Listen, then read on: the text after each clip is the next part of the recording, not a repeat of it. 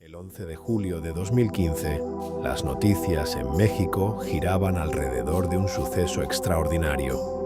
Joaquín El Chapo Guzmán, el narcotraficante más buscado del mundo, había escapado de una prisión de máxima seguridad en Almoloya de Juárez.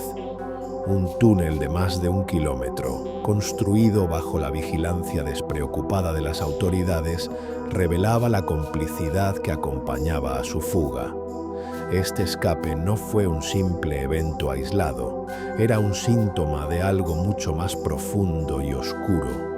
La estructura de poder y corrupción del Cártel de Sinaloa, que durante la última década había entrelazado a criminales y oficiales en un baile macabro de engaño y violencia.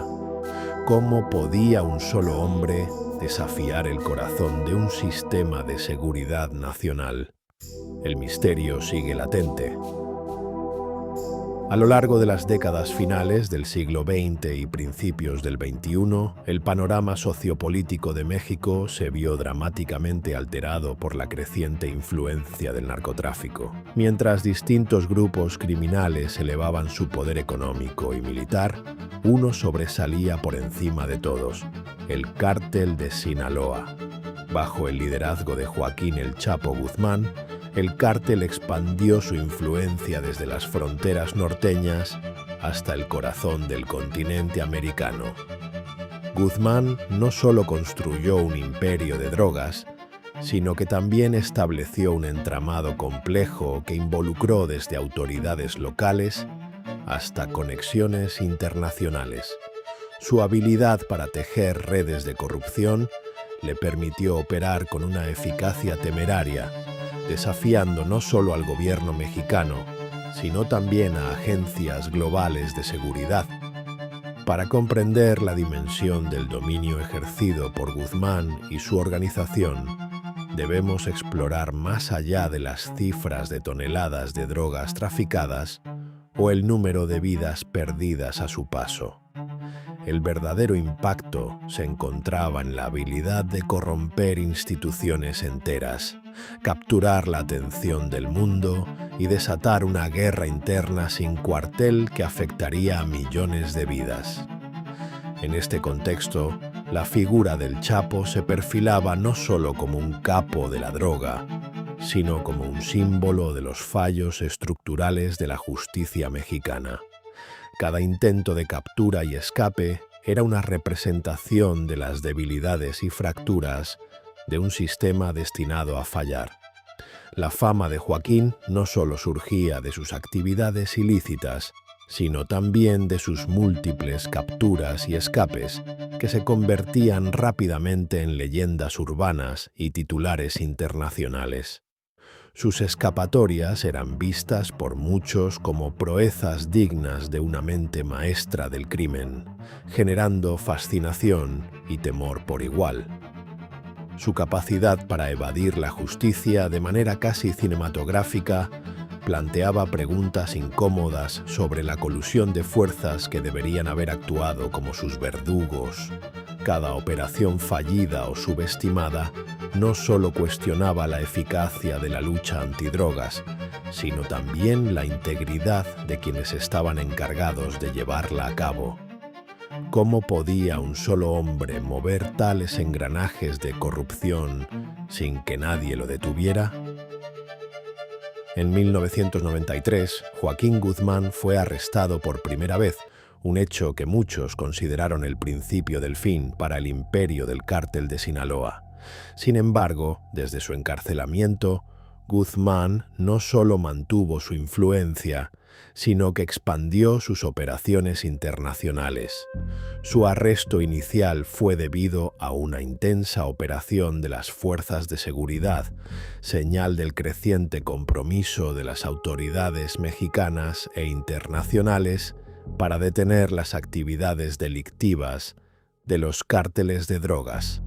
No obstante, durante su tiempo en la prisión de máxima seguridad, Guzmán pudo continuar dirigiendo sus operaciones, utilizando métodos de comunicación encubiertos para mantener el control sobre su organización.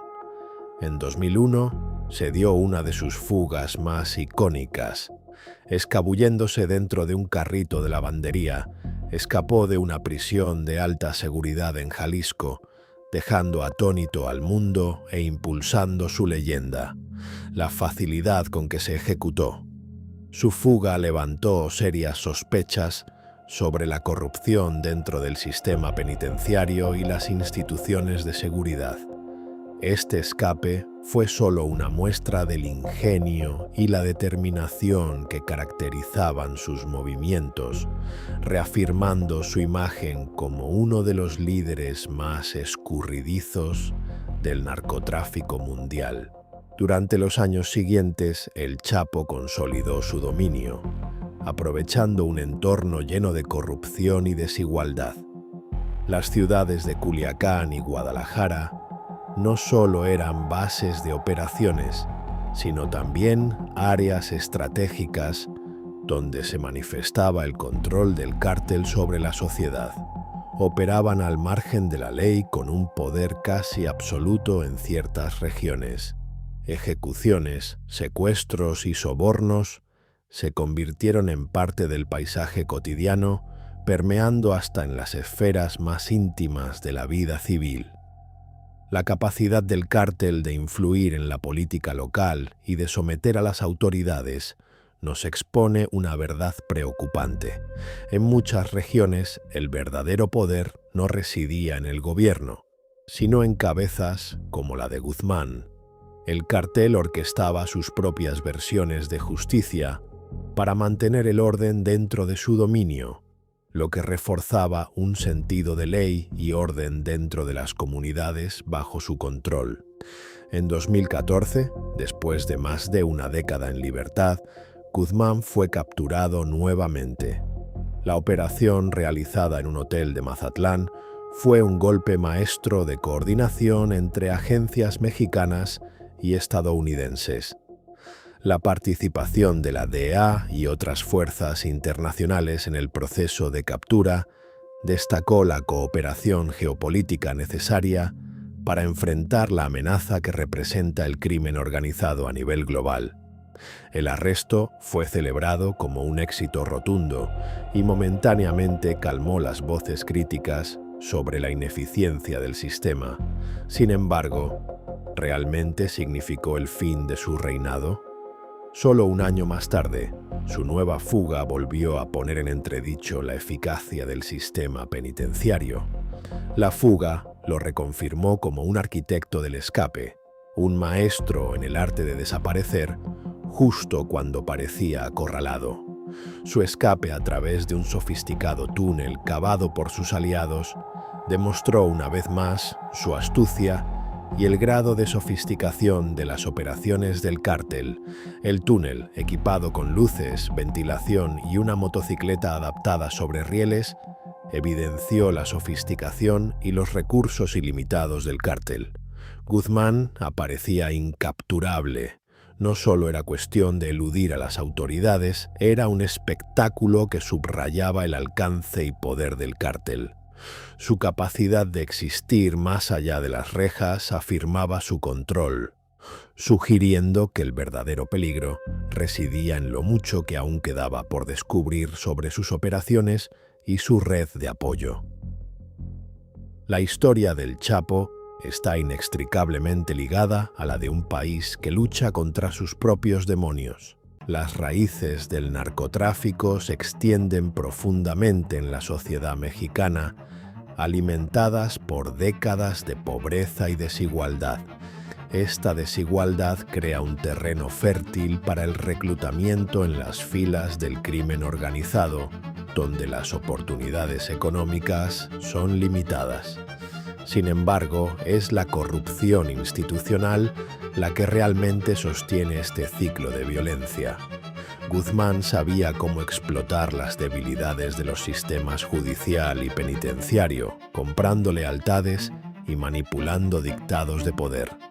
La influencia corrupta se extendía desde los rangos más bajos hasta las altas esferas gubernamentales, creando una red compleja y resistente al cambio. Uno de los puntos más críticos en la carrera de Guzmán fue su habilidad para infiltrarse o intimidar a las fuerzas de seguridad y a miembros del gobierno con intereses económicos personales. Las alegaciones de complicidad entre miembros de alto nivel en el gobierno y el Chapo no son infrecuentes, aunque raramente se traducen en acciones judiciales contra esos individuos. Documentos de investigaciones han señalado frecuentemente la complicidad de ciertos funcionarios, pero la transformación de esos señalamientos en pruebas contundentes ha sido una tarea llena de obstáculos. Esta realidad corrosiva refuerza la percepción pública de impotencia ante un problema que trasciende individuos para convertirse en estructural. Las complejidades del sistema judicial, la falta de protección para testigos y la intimidación frecuente agravan el desafío de combatir la complicidad gubernamental. El impacto cultural de Guzmán también es innegable. Series de televisión, corridos de narcocultura y una suerte de admiración morbosa para algunos han inmortalizado su imagen.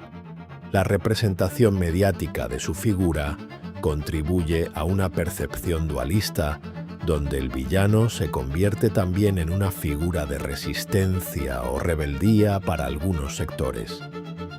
En películas y programas, se le retrata a menudo como el villano insuperable o incluso como una especie de antihéroe. Es un personaje que encarna no solo el crimen, sino la fascinación colectiva por el antihéroe moderno. Mientras que para unos es un simple criminal, para otros es una figura casi mítica que logró lo impensable, dejando un impacto incluso en la creatividad popular.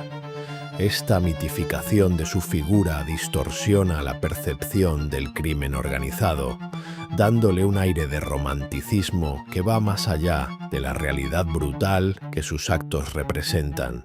Este fenómeno plantea interrogantes sobre cómo la cultura popular maneja las narrativas criminales y cómo éstas afectan la percepción pública de la violencia y el poder.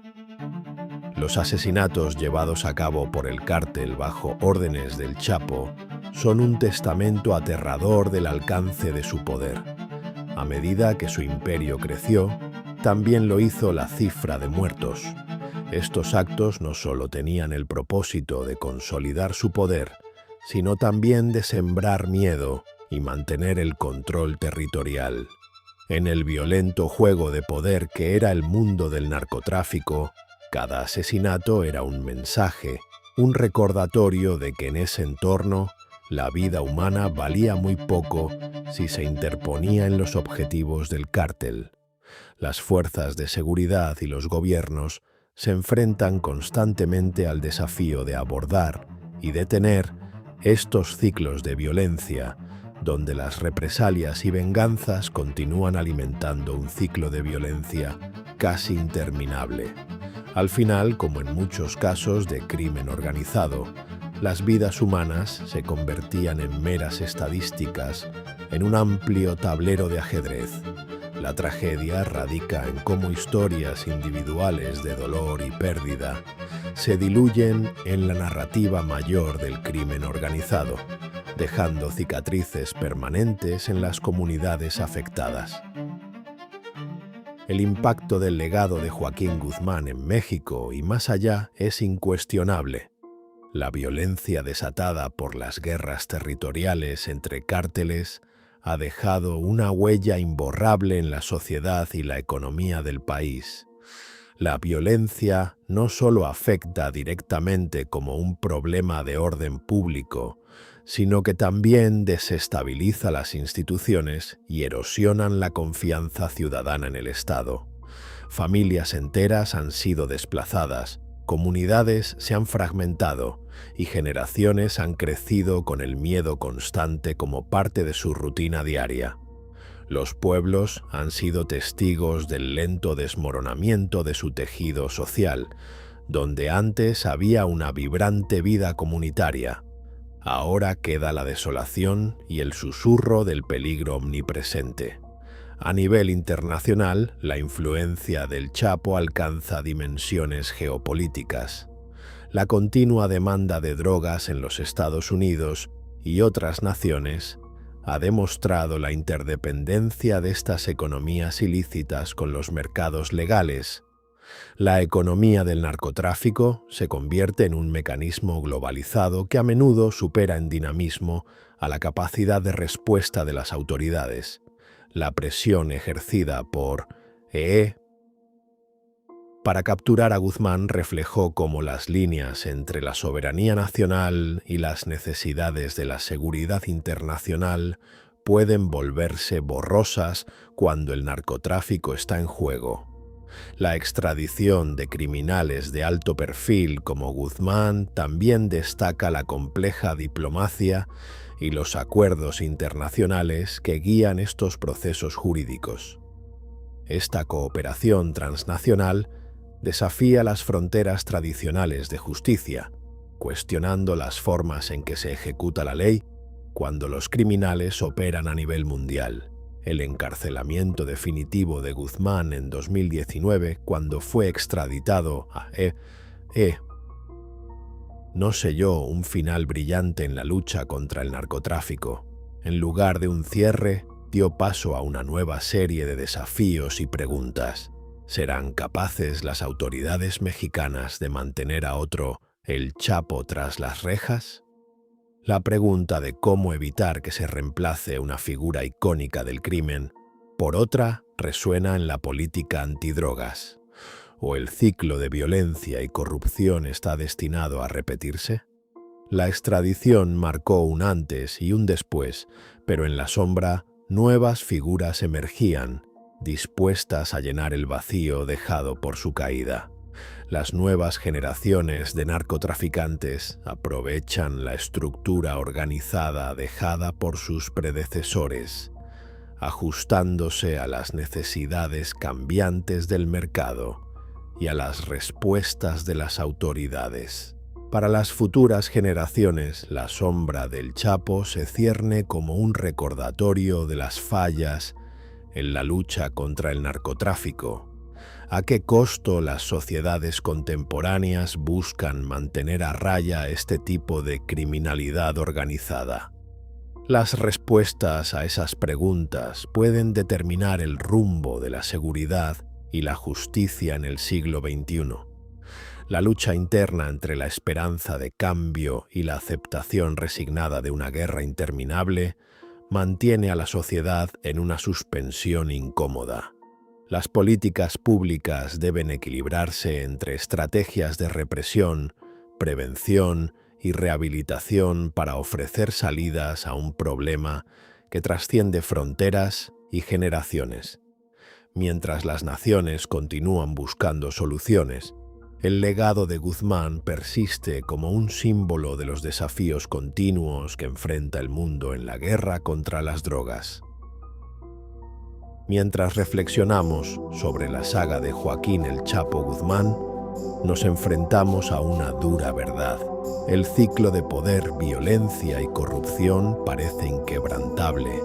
Esa realidad amarga resalta la complejidad de un fenómeno que no solo se manifiesta en la figura de un individuo, sino que es un reflejo de un sistema entero. Pero la verdadera pregunta es, ¿cómo romper ese círculo? No solo se trata de capturar a un hombre, sino de cambiar un sistema que permite el surgimiento de figuras similares, una y otra vez. Cada intento por desmantelar estas redes debe ir acompañado de una profunda introspección sobre las fallas estructurales que dejan a la sociedad tan vulnerable ante estos patrones repetitivos. El mundo observa, y el espejo del narcotráfico nos refleja no solo el enemigo externo, sino las debilidades internas. Enfrentar esta imagen requiere más que una simple solución punitiva. Demanda una revisión completa de las raíces sociopolíticas que alimentan esta industria ilícita. ¿Cómo elegiremos enfrentar este reflejo? La responsabilidad recae tanto en los gobiernos como en la sociedad civil para formar una alianza que entienda y confronte el problema desde sus cimientos. Si este tema te ha hecho reflexionar, considera suscribirte para seguir explorando en profundidad el oscuro mundo del true crime. Comenta tus pensamientos abajo y comparte este video con quienes también buscan entender estos complejos desafíos. Solo al compartir conocimiento y fomentar el debate podremos aspirar a cambios significativos en la lucha contra el narcotráfico.